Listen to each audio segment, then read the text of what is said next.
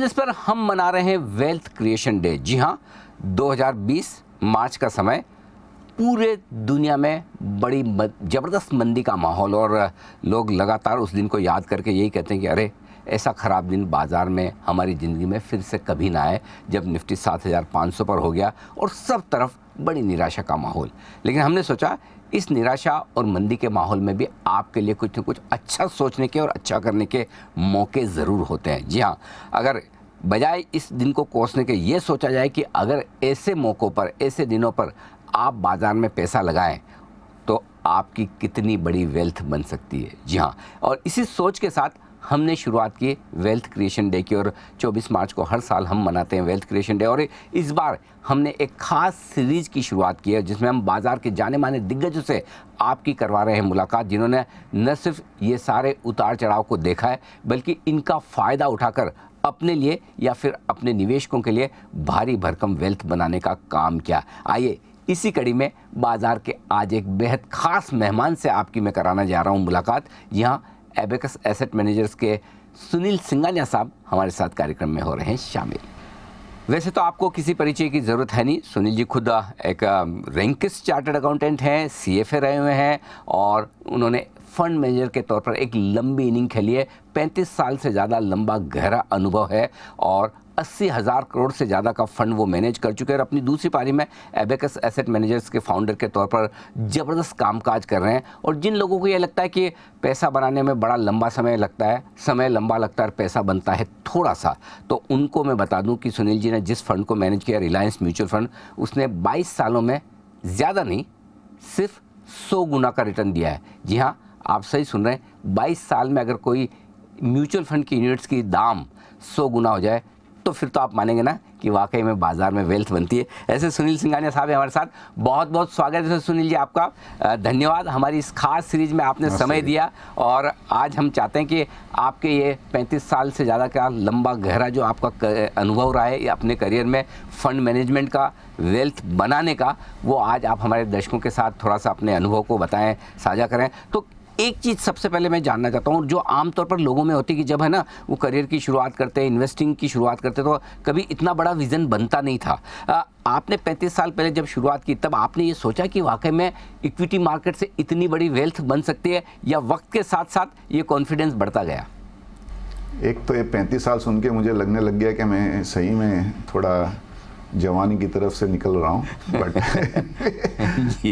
I think Anil ji देखिए, अपने सब 25-30 साल के अनुभव से इंडिया को देख रहे हैं।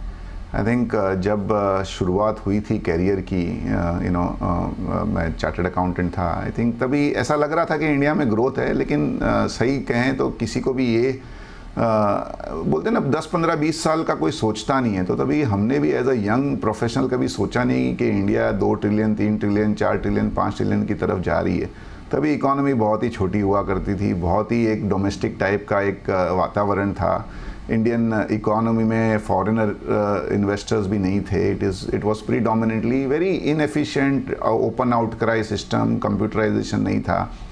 बट एक बहुत क्लैरिटी थी कि ये देश है जिसमें बहुत ही पैशनेट लोग हैं, एंटरप्रेन्योर ड्रिवन कंट्री है, और अच्छा ही होगा। और अगर देश का अच्छा होगा तो इक्विटी में भी पैसा बनेगा ही। और दूसरा एक और भी था कि तभी रिसर्च बेस्ड इन्वेस्टमेंट बहुत कम हुआ करती थी, तो एटलीस्ट एज अ प्रोफेशनल काफ़ी अपॉर्चुनिटी थी कि कोई रिसर्च बेस्ड इन्वेस्टमेंट अगर करें और उससे वेल्थ क्रिएट हो सके, तो I think it was a good sort of a start. तो मुझे लगता है कि बहुत ही अच्छा एक था। और 94 के बाद फॉरेन इन्वेस्टर्स को भी इंडिया में निवेश करने का परमिशन मिल गया। NSE आई तो थोड़ा सा एक जो ट्रेडिंग में भी एक ओपननेस आया, ट्रांसपेरेंसी आई। और आई थिंक मिड 90s से इंडिया का जो एक ग्रोथ हुआ है इकोनॉमी और मार्केट में, उसमें फिर हमने पीछे नहीं देखा, और आगे अभी बहुत आगे जाना है। तो I think it's been a good 25-30 years. तो मतलब 35 साल आगे के ज़्यादा एक्साइटिंग और ज़्यादा वेल्थ क्रिएशन बनाने वाले होंगे, ये आप मानते हैं? नहीं, 100% अनिल जी, आप देखिए 47 जब भी हमारे को इंडिपेंडेंस मिला, और 2007 60 साल लगे $1 ट्रिलियन बनाने को। अगला ट्रिलियन 9 साल में बन गया, तीसरा ट्रिलियन 7 साल में हो गया। तो अभी 75 ईयर्स के बाद में हम अमृत महोत्सव मना रहे हैं अपना आज़ादी का, हम $3 ट्रिलियन पे पहुँचे हैं। ये 3 ट्रिलियन से 6 ट्रिलियन 7 या 8 साल में हो जाएगा। तो जितना वेल्थ हमने 75 ईयर्स में क्रिएट किया है उतना अगले 7-8 साल में क्रिएट होने वाला है। तो आई थिंक आगे तो बहुत ही अच्छा लग रहा है। 22 सालों में आपने अपने फंड की, जो रिलायंस म्यूचुअल फंड में आप फंड मैनेज करते थे, उसकी NAV आपने 100 गुना की। क्या कुछ खास चीज़ें आपको उस अनुभव से मिलती? ऐसा क्या किया कि इतनी बड़ी वेल्थ आप 22 सालों में बना पाएँ? 100 गुना बनाना किसी भी लिहाज से, किसी भी स्टैंडर्ड पे, ग्लोबल स्टैंडर्ड पे भी मतलब ज़बरदस्त है, मतलब बहुत ही बढ़िया मानी जाएगी। तो अनिल जी, मैं ना बहुत सिंपल 2-3 चीज़ें कहना चाहूँगा। एक तो इक्विटी इन्वेस्टर को पॉजिटिव रहना पड़ेगा। अगर आपके मन में नेगेटिवनेस है, अरे फेड में क्या होगा, इसमें क्या होगा, उसमें क्या होगा, SVB बैंक में क्या होगा, यहाँ क्या होगा, वहाँ क्या होगा, अगर आप नेगेटिव मन से इन्वेस्ट करोगे ना तो आपका कभी वेल्थ नहीं बनेगा। तो I think for any investor, आप 1 साल के लिए इन्वेस्ट कर रहे हो, 20 साल के लिए इन्वेस्ट कर रहे हो, आपको एक पॉजिटिवनेस आपके दिमाग में रहना पड़ेगा। दूसरा, आप जो कंट्री में इन्वेस्ट कर रहे हो वो कंट्री में ग्रोथ है कि नहीं। अगर कंट्री में ग्रोथ होगी तो कंपनियों के प्रॉफिट बढ़ेंगे, तो हमारा रिटर्न बढ़ेगा। और आई थिंक इंडिया में कोई डाउट नहीं है कि 6 से 8% की ग्रोथ अगले 10-20 साल में हमें देखने को मिलती जा रही है। तीसरा, हर बार है ना, एक आपको व्यू लेना पड़ेगा कि भाई ये जो मैं पैसा इन्वेस्ट कर रहा हूँ वो हो सकता है नियर टर्म में 10-20% नीचे भी चले जाए। जैसे आपने कहा 2020 मार्च में मार्केट 25-30% गिर गया for non fundamental reason. I think वो झटके आते रहेंगे और वो झटकों को हमें बेयर करना सीखना पड़ेगा, नहीं तो कोई क्या होता है, गलत टाइम पे गलत डिसीजन ले लेते हैं। चौथा, आई थिंक एक बोलते हैं ना, कुछ तो आपको एक मन में एक आपका व्यू बनाना पड़ेगा। जैसे 2003 में जब हमने रिलायंस म्यूचुअल फंड ज्वाइन किया था, तभी एक बहुत क्लियर था कि India grows because of entrepreneurship. तो जो एंटरप्रेन्योर फोकस्ड कंपनीज हैं उसमें ग्रोथ फास्ट होगी। तो इंडिया में आप देखिए इतनी सारी छोटी कंपनियां हैं और इतने सारे एंटरप्रेन्योर हैं, बहुत ही सक्षम, बहुत ही पढ़े लिखे, बहुत ही पैशनेट। आई थिंक अगर आपने अच्छे एंटरप्रेन्योर को पकड़ लिया और अच्छे सेक्टर में है तो वहाँ ग्रोथ आपकी फास्ट हो सकती है। तो कोई भी इन्वेस्टर को अपना एक है ना, वो जो बोलते हैं ना, एक टारगेट बनाना पड़ेगा। और लास्ट एटलीस्ट हमारा जो मानना है, हम वैल्यू कॉन्शियस हैं।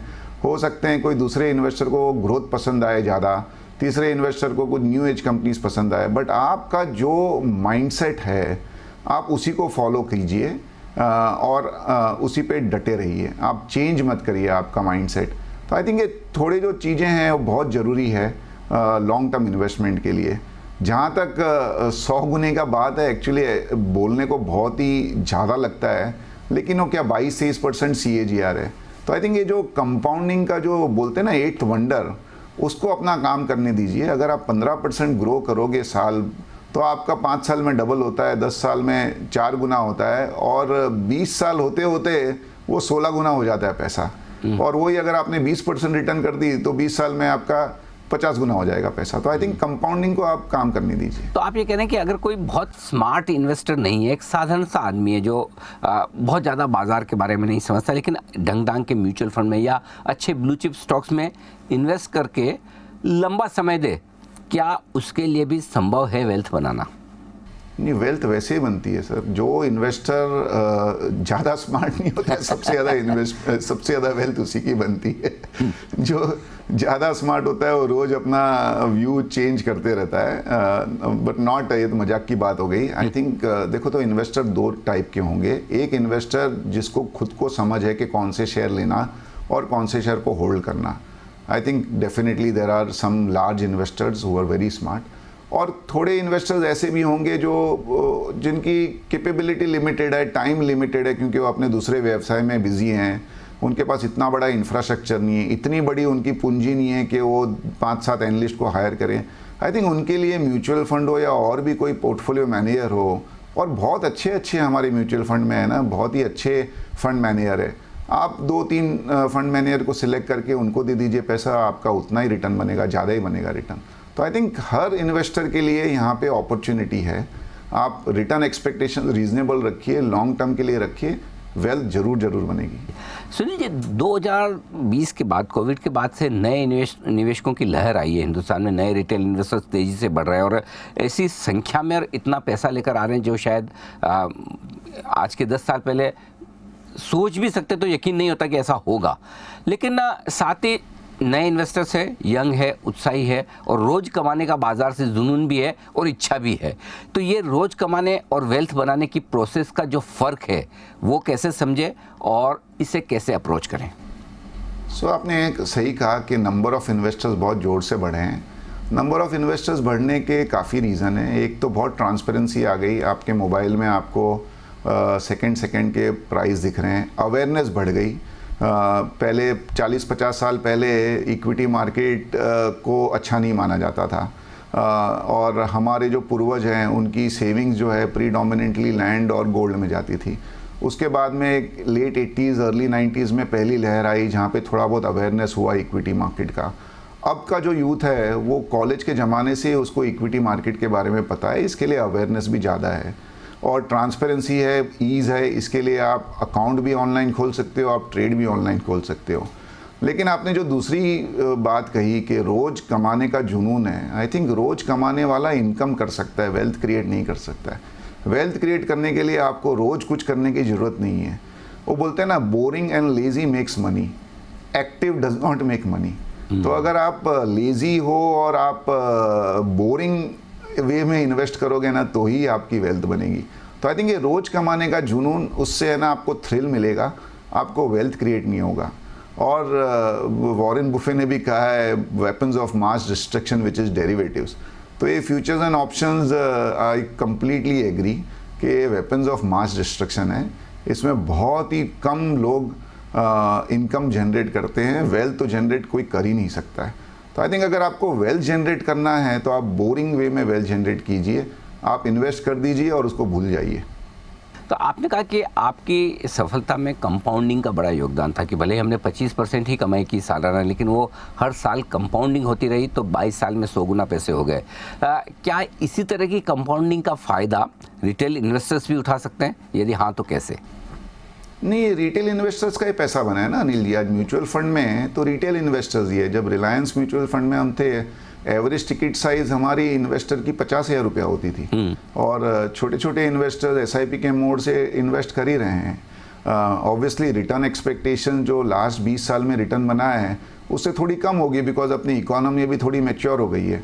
बट अगर आप 15-17% रिटर्न एवरी ईयर आप ग्रो करते रहोगे, और इस छोटे इन्वेस्टर ही टिकते हैं, बड़े इन्वेस्टर्स तो ज़्यादा स्मार्ट होते हैं, वो थोड़ा टाइमिंग करने की कोशिश करते हैं, कभी सफल होते हैं कभी असफल होते हैं, बट छोटे इन्वेस्टर लगे रहते हैं। आप देखिए सिप जो है उसका अमाउंट कम ही नहीं हुआ है, हर महीने बढ़ते जा रहा है। तो I think the smartest investor last 3-4 years have been the small investor. Sunil ji, आपने एक इंटरेस्टिंग बात की कि अब जो नए इन्वेस्टर्स बाज़ार में आए उसके पहले उसके पीछे एक बड़ी जागरूकता की भी बात है, अवेयर हुए हैं थोड़े लोग, टेक्नोलॉजी का फ़ायदा हुआ, मोबाइल पर देख सकते हैं। लेकिन इसके साथ ही एक बड़ी समस्या भी है, नए इन्वेस्टर्स जो टेक सेवी हैं, लेकिन आजकल पहले इन्फॉर्मेशन होती नहीं थी बिल्कुल भी, और अब ज़रूरत से ज़्यादा है।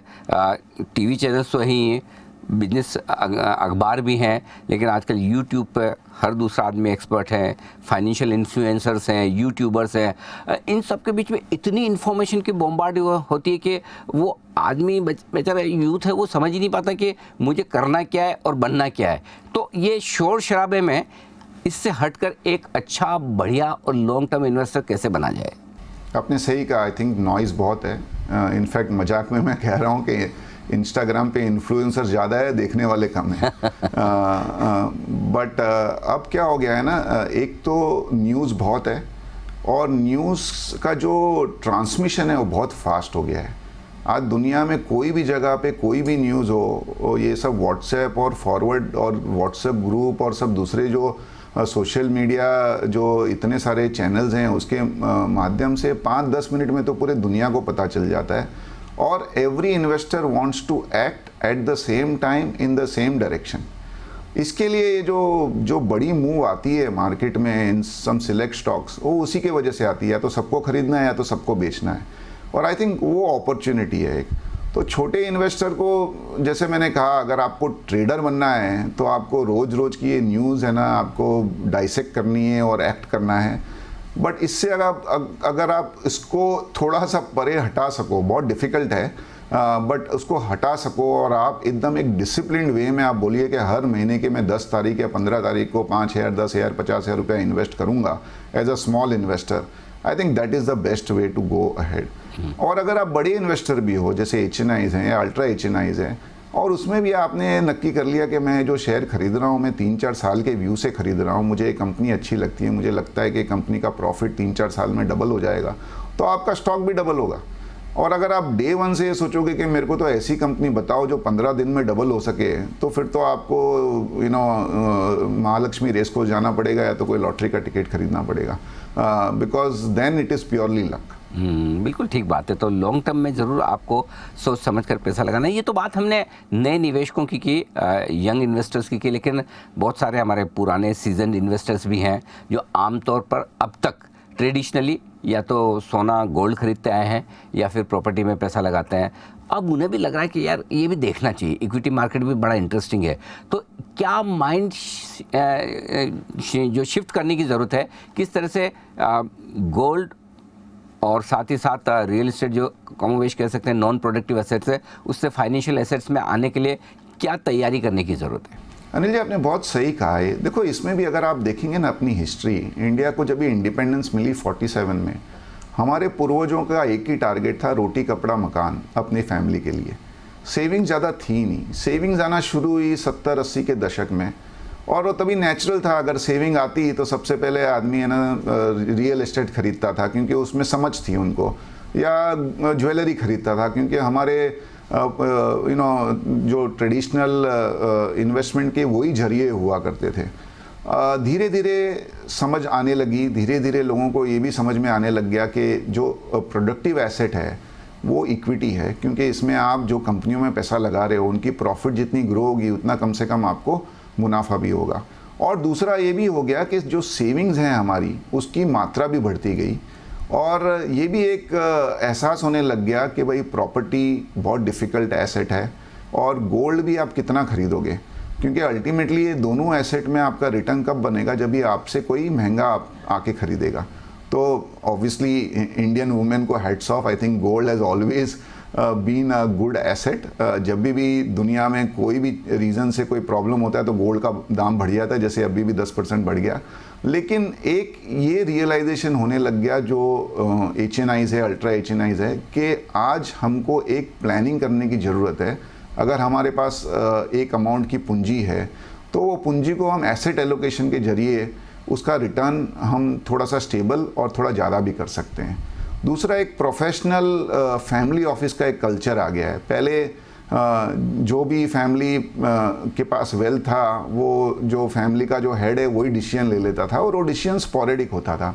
अब ये डिसीजन थोड़ा एक प्रोफेशनल वे में, प्लान्ड वे में होता है कि अगर मेरे पास 100 करोड़ रुपया है तो मुझे 50 करोड़ इक्विटी में डालना है, 20 करोड़ मुझे फिक्स डिपॉजिट में डालना है, 20 करोड़ की प्रॉपर्टी खरीदनी है। I think that has been a big change, और वो आगे चल के ये चेंज है ना थोड़ा एक्सेलरेट होगा। तो जो काम वेस्टर्न वर्ल्ड में हुआ है या अमेरिका में हुआ है, आई थिंक धीरे धीरे इंडिया में भी एटलीस्ट एट अबैकस हमारा जो टारगेट ऑडियंस है हाई नेटवर्थ फैमिलीज़ ही होती है, हमें दिख रहा है कि उसमें बहुत ही एक प्रोफेशनलिज्म आ गया है, और आई थिंक वो है ना आगे चल के बढ़ते रहेगा, और वो दिख भी रहा है। और ये जो प्रोफेशनलिज्म आया है उसके वजह से थोड़ा लॉन्ग टर्म सोचने का भी जो है ना नज़रिया इक्विटी मार्केट में वो दिख रहा है। आज अगर बाजार जैसे 16-17 महीने में मार्केट इज़ डाउन 7-8%, लेकिन इन्वेस्टर अभी हिले नहीं है, क्योंकि उन्होंने देखा है कि जो टिका रहा ना उसका काफ़ी पैसा बन गया। जैसे 20 और 21 में बहुत पैसा बना, तो अभी ठीक है 22 में ज़्यादा पैसा नहीं बना, लेकिन आगे वो कवर अप हो जाएगा। तो I think that understanding is also there. तो I think it's a process accelerate हो रहा है, और हमारा तो ये मानना है कि that we are at the cusp. Next 5-7 साल 10 साल में ये जो फैमिली ऑफिस का कल्चर है वो और स्ट्रांग होगा, और उससे जो लॉन्ग टर्म इन्वेस्टमेंट का जो एक व्यू है वो बड़े फैमिलीज़ और अल्ट्रा HNIs में भी जरूर आएगा। ये इंटरेस्टिंग है। तो वहाँ से बड़ा पैसा आने की आप उम्मीद कर सकते हैं। सुनील जी, आपने इतने लंबे अपने करियर के में अनुभव ये किया ही होगा कि जब जब भी मौके मिले हैं, आमतौर पर हिंदुस्तान की जो जर्नी रही, कहाँ वेल्थ बनती आई है इन्वेस्टर्स की, किन थीम्स पर, किन सेक्टर्स में बनती है, और आगे के 35 साल और ज़्यादा एक्साइटिंग नज़र आते हैं, तो फिर कहाँ वेल्थ बनेगी? तो जो इक्विटी इन्वेस्टर्स हैं उन्हें कहाँ फोकस करना चाहिए? एक अच्छी चीज़ अनिल जी ये है कि इंडिया है ना बहुत डाइवर्सिफाइड इकोनॉमी है। तो अगर आप ब्राज़ील को देखो, ब्राज़ील प्रीडोमिनेंटली कमोडिटी है। रशिया अभी तो चलो ज़्यादा लोग इन्वेस्ट नहीं करते हैं, but it was predominantly oil and gas. वहाँ की सब बड़ी कंपनियाँ ज़्यादा करके ऑयल एंड गैस में थी। चाइना डाइवर्सिफाइड थी, लेकिन चाइना अभी हर कंपनी पब्लिक सेक्टर हो गई है। वहाँ की जो डिजिटल कंपनी है उनमें भी है ना गवर्नमेंट ने एक गोल्डन शेयर ले लिया है, तो वो सब पब्लिक सेक्टर हो गई है। आई थिंक इंडिया एक ऐसी इकोनॉमी है जो टू सम एक्सटेंट अमेरिका के जैसी है, एंटरप्रेन्योर ड्रिवन है, जैसा मैंने कहा था। यहाँ पे फिनेंशियल सर्विस है, यहाँ पे केमिकल है, फार्मा है, ऑटो है, सीमेंट है, इंफ्रास्ट्रक्चर है, यूटिलिटी है। I think very very diversified, और उसको रहते हुए ना हमारे को अपॉर्चुनिटी भी काफ़ी है। दूसरा एक बहुत बड़ा एडवांटेज है कि इंडिया की जो इकोनॉमी है बहुत डोमेस्टिक फोकस्ड है। तो 82-83% ऑफ द इकोनॉमी डोमेस्टिक है, 16-17-18% एक्सपोर्ट फोकस है।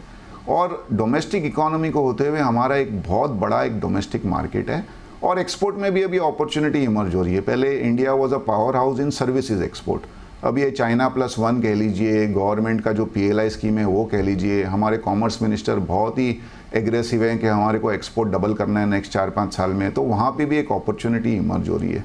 तो हमारा मानना है कि for an investor India is a dream destination. इतने सारे सेक्टर, इतनी सारी कंपनियाँ, बहुत अच्छा ट्रांसपेरेंट एक मैकेनिज़्म है, प्रमोटर्स बहुत अच्छे एग्रेसिव है। और प्रमोटर्स में ये भी मैं कहना चाहूँगा एक कि पहले इंडिया से लोग जो बाहर जाते थे पढ़ने को, उनका एक ही एम रहता था कि अमेरिका जाओ, वहाँ अच्छी नौकरी करो और वहाँ सेटल हो जाओ। अब हमारे बच्चे जा रहे हैं बाहर पढ़ने को, उनका एम है 50-60% लोग वापस आ रहे हैं। तो they are bringing good technology, good practices. तो अगला 10-15 साल इंडिया के लिए मेरे हिसाब से तो बहुत ही अच्छा रहेगा। नई टेक्नोलॉजी आएंगी बाहर से अक्रॉस मैन्युफैक्चरिंग, गवर्नमेंट का पुश है टुवर्ड्स मैन्युफैक्चरिंग, एक बहुत बड़ा केपेक्स का एक हमें साइकिल दिख रहा है। इंफ्रास्ट्रक्चर फिनोमिनल है। आज बॉम्बे में 300 किलोमीटर लॉन्ग मेट्रो बन रही है, थोड़ी डिले हो गई लेकिन अभी काम जोर से शुरू है। आज वंदे भारत ट्रेन है, बुलेट ट्रेन है, इतने सारे एयरपोर्ट बन रहे हैं। तो I think India is at a cusp. और इन्वेस्टर को मैं तो ये कहूँगा आप पॉजिटिव रहिए, अक्रॉस सेक्टर्स आपका पैसा बनेगा। लेकिन अगर आप नियर टर्म के हिसाब से 2-3 साल के हिसाब से अगर मुझे सेक्टर पूछो तो मुझे लगता है बैंकिंग सेक्टर इंडिया में अभी भी बहुत अच्छा है। एक करेक्शन आया है क्योंकि ग्लोबली बैंकिंग काफ़ी वीक है, ये सिलिकॉन वैली बैंक और बाकी सब बैंकों के वजह से। बट यहाँ पे 2-3 साल के व्यू से आई थिंक बहुत अच्छा दिख रहा है। उनका टॉप लाइन ग्रोथ अच्छा है क्योंकि एक क्रेडिट ग्रोथ दिख रही है, स्प्रेड अच्छे हैं, NPA नहीं है। तो I think banking and financial services sector look good. IT में भी थोड़ा सा करेक्शन आया है। आई थिंक अगर वर्ल्ड स्टेबल हो जाएगा, जो मुझे लगता है अगले 2-4 हफ्ते में हो जाना चाहिए, तो IT कंपनीज इंडिया की वर्ल्ड क्लास है। We are best in the world. I think उसको हम इग्नोर नहीं कर सकते हैं। फार्मा एक ऐसा सेक्टर है जिसने 1.5-2 साल से परफॉर्म नहीं किया है। इतना अच्छा वैल्यूएशन फार्मा कंपनीज में बहुत दिनों बाद देखने को मिल रहा है। कंपनियों की ROE बहुत अच्छी है। आई थिंक वहाँ पे भी अपॉर्चुनिटी है। मैन्युफैक्चरिंग, इंफ्रास्ट्रक्चर, केपेक्स सब में अपॉर्चुनिटी है। अनफॉर्चुनेटली जो मैन्युफैक्चरिंग और केपेक्स रिलेटेड स्टॉक्स हैं वो बहुत महंगे हैं, तो हमारे वो वैल्यू पैरामीटर में फिट नहीं हो रहे हैं। बट वहाँ पे भी कभी भी आपको अपॉर्चुनिटी मिले तो वो बहुत अच्छा है। और इंडिया में consumption stocks will always be in focus, but वहाँ पे भी दो है। एक सेगमेंट है जो छोटे स्टॉक्स हैं, वहाँ पे बहुत वैल्यू अच्छी दिख रही है। बट जो बड़े कंजम्पशन स्टॉक्स हैं उनका जो 60-70-80 PE है वो हमें जमता नहीं है। तो I think it is going to be a mix of अच्छे सेक्टर सिलेक्ट करो, बट मोर आपको जो बॉटम अप स्टॉक पिकिंग है वहाँ ही अपॉर्चुनिटी आपको 3-4-5 साल के व्यू से दिखेगी। बट बहुत अपॉर्चुनिटी है। बिल्कुल, तो मौके बहुत है, बस आप तैयार रहें अपनी रिसर्च के साथ या फिर अच्छे फंड और स्टॉक सिलेक्शन के साथ, ताकि आप इस मौके का फ़ायदा उठा सकें। वैसे आप भी नहीं चाहेंगे, हम भी नहीं चाहेंगे कि फिर से कोई ऐसी सिचुएशन आए जब मार्च 2020 जैसा माहौल देखने को मिले, लेकिन अगर आ जाए तो फिर वो मौका छोड़े ना। ये आपको पूरी तरह से अच्छे तरीके से समझाया है सुनील सिंघानिया साहब ने आज की वेल्थ क्रिएशन स्टडी में। सर बहुत बहुत धन्यवाद आपका हमें समय देने के लिए, और जी बिजनेस के दर्शकों को पूरे विस्तार से आपने बताया कि किस तरह से मुश्किल माहौल में मजबूती के इरादे के साथ अगर आप अच्छे शेयरों में, अच्छे पोर्टफोलियो में निवेश करें तो आपकी वेल्थ बनना पक्की है। बहुत बहुत धन्यवाद सुनील जी हमारा साथ देने के लिए, और आप सभी दर्शकों का भी धन्यवाद। एक ही चीज़ कहूँगा, पॉजिटिव रहिए, खुश रहिए। पैसा बहुत बनेगा। बहुत बढ़िया, पॉजिटिविटी ये है आपके लिए अंडरलाइन थीम सबसे पहले, जिसमें निवेश करें और उसके बाद वेल्थ बनाएं। आज के इस खास शो में इतना ही, मुझे दीजिए इजाज़त, नमस्कार।